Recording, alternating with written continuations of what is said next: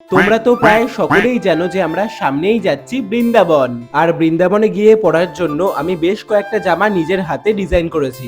আর সেই সুন্দর সুন্দর জামাগুলোর ভিডিও দেখার পর আমার শত্রু সংখ্যা বিশাল বেড়ে গেছে। সবাই আমার সাথে হিংসা করতে শুরু করে দিয়েছে যে আমি বৃন্দাবনে গিয়ে এত সুন্দর সুন্দর জামা পরবো, তাও আবার নিজের হাতে আঁকা। ভাই কিছু মানুষজন তো আমার সাথে কথা বলাও বন্ধ করে দিয়েছে। ভাই কিছু মানুষজন তো আবার জামাগুলোকে দেখে নিজেরা ডিপ্রেশনে চলে গিয়ে আমাকে ডিমোটিভেট করতে চলে এসেছে যে এটা ভালো হয়নি, ওটা ভালো হয়নি, এটা ভালো হয়নি, ওটা ভালো হয়নি। যাই হোক ওইসব সাইডে রাখো, ভাড় মে যায় দুনিয়া।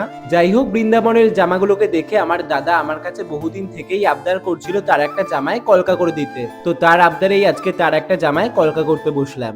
দেখো একটা কত সুন্দর মেরুন কালারের শার্ট, তার মধ্যে সাদা কালার এবং হলুদ কালারের ফেব্রিক কালার দিয়ে কলকা করেছি। এবং যে তুলিটা ইউজ করছি সেটা হচ্ছে সোনাইয়ের 000 তুলি। আর একটা কথা তোমাদের বলে রাখি, যাদের আমার ভিডিও দেখতে বা আমার মুখ দেখতে ইচ্ছা করবে না তারা সিম্পলি আমার ভিডিও স্কিপ করতে পারো। আমি কাউকে মাথার দিব্যি দিয়ে আমার ভিডিও দেখতে বলি না।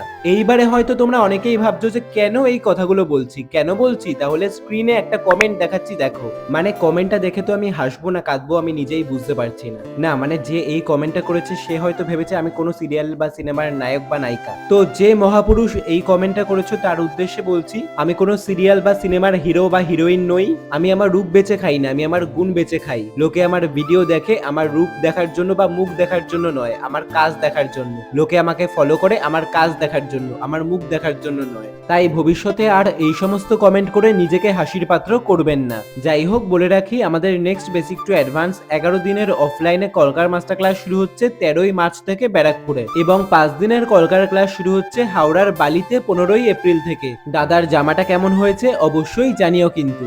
আচ্ছা দাদার পছন্দ হবে তো?